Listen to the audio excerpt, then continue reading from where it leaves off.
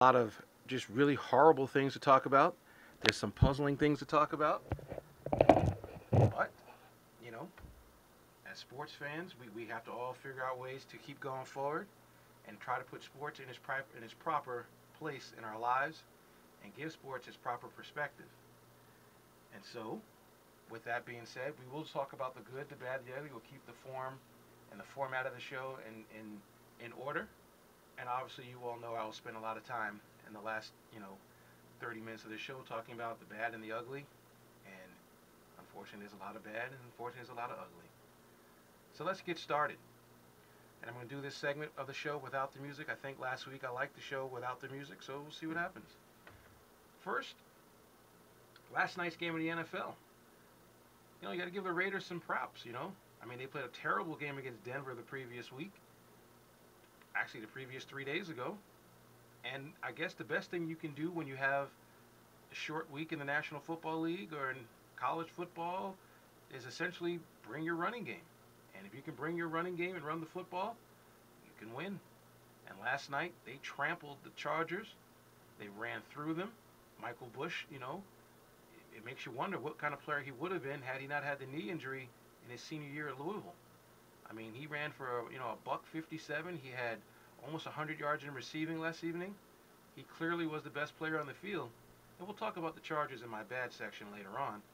But essentially, the Raiders, I think, took the heart from the Chargers. They've now won 3 straight games against them, and it's a big win by them. I want to give a huge shout out this week for Miami. How about the Dolphins getting their first win this season? They've played well enough. I told you all a week ago that, they will not be in the Andrew Luck sweepstakes. I felt that their defense is too good. And they absolutely smothered Kansas City, who essentially, in my opinion, just had one of those bad weeks. And, their schedule's not going to get any easier. They got the Broncos coming up this week. And so we'll find out just how good, if last week was just an aberration or was that the real Kansas City team that we're going to see. And I tell you something else, folks.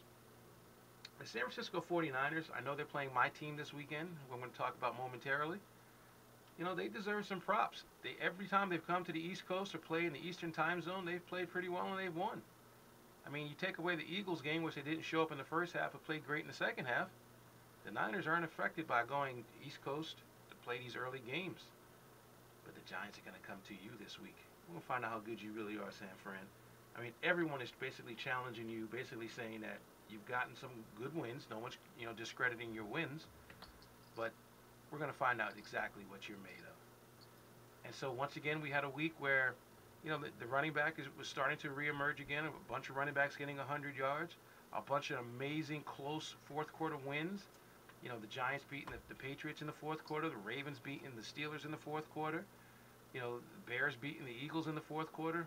And, of course, probably the play of the decade so far, the punt return touchdown from the 1-yard line where I know you guys out there who play basketball, you have those coaches who tell you when you take a really bad shot and they're screaming out, no, no, no, no, no. And then when it goes in, they go, yes, yes, yes, yes, yes. Well, when Patrick Peterson caught that punt, I guarantee you everyone in the stands was screaming out, no, no, no, no, no. And then all of a sudden when he made some people miss and did that spin move on the punter, everyone was like, yes, yes, yes. And so, big shout out to Patrick Peterson and the Arizona Cardinals, getting that win. And in the fashion they did, they blocked a field goal to get to that point, and also, they created their own breaks. So, their quarterback's hurt. They have the Eagles this week. It would have been awesome to see Kevin Cobb go up against his former team, but it ain't going to happen. So, my fwampfwamp Sports top 3 teams this week. Probably the other story in the National Football League has to be the Cincinnati Bengals. What can you say about the Bengals? Yes, Cam Newton clearly is the rookie of the year based on his individual performance. But Andy Dalton, come on, folks. What hasn't he done? He's had one bad game as a pro. They've got 2 losses. I believe one of them he didn't start in. And essentially, he's led this team to a 6-2 record into first place in the toughest division in the AFC. I mean, Baltimore and Pittsburgh, they beat each other up. And yes, Cincinnati has not played Baltimore or Pittsburgh yet. They get Pittsburgh this weekend for the first time. But the reality is, when you're 6-2, you're 6-2. And I know that many Giant fans will sit back and say the Giants are 6-2 every year, and then we choke in the second half. Cincinnati every other year plays great, and and they play poorly the previous year. Well, this is one of their great years, and they deserve props. They deserve tremendous amount of credit. Marvin Lewis was basically a foot and a half out the door. Cedric Benson's gone to jail already and come back. This team has receivers that no one's ever heard of, even though the rookie is pretty good, but he's a rookie. This team is just doing it with defense and smoke and mirrors, basically. And you know what? They beat Pittsburgh this weekend, and it's not a big if. Pittsburgh is licking their wounds after what happened to them Sunday night. Don't be surprised if the Bengals are 7-2 at the end of this week. Team number 2, the Houston Texans. For the second week in a row, the Houston Texans have had 2 running backs, Mr. Tate and Mr. Foster, run for over 100 yards. They are gashing people, and what's mind-boggling about this is that Houston doesn't have a threat on the outside. Andre Johnson has been out for the past 5 weeks, and Houston is still doing the things that Houston is capable of doing by running the football. Again, football is a simple game, folks. If you can run it, you can win it. If you score touchdowns, you can win it. If you're running to play not to lose, you're going to lose. And Houston doesn't play not to lose. Much respect to Houston. They are taking full advantage of the fact that the Colts are down. Tennessee is just not consistent. And Jacksonville's young. Got to give them their respect. But of course, I'm sure you all know that I'm going to give the hugest dap this week to my favorite football team, the New York Football Giants. Eli Manning made a statement early this season that got him laughed at. Eli Manning said, well, I think I'm an elite quarterback in the same class as Tom Brady and the others. People laughed at it. ESPN mocked him. They had all their pundits on it mocking him. Well, Tom Brady led his team to a touchdown to give the Patriots a lead. A minute and change left. Figured the game was over. But Eli Manning, as he did in the Super Bowl, marched the Giants right down the field. No hesitation. Yes, we got aided with a pass interference call, which was blatant pass interference. And they got it done. Nothing more you can say about it.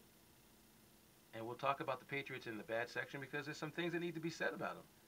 But the bottom line is, that's a huge win for the Giants. They're going to have 2-game lead over Dallas in their division. They haven't played Dallas yet this season. The next, the next 8 games are ridiculous.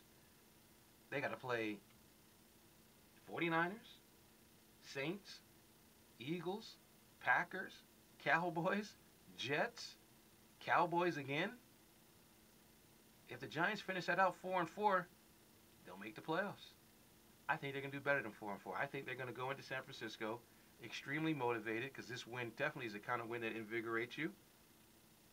And I think they're going to take it to the Niners. I mean, Alex Smith has yet to have a bad game. He's due for a bad game.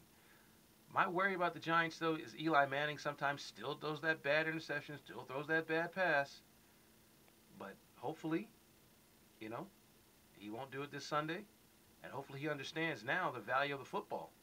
Because of the simple fact that these next 6, 7, 8 games aren't going to be easy. And we'll be back on 89.7 KLAS FM to talk more good. Some one-liners about some things that's coming up this weekend. And then we'll get into the bad and get into the ugly.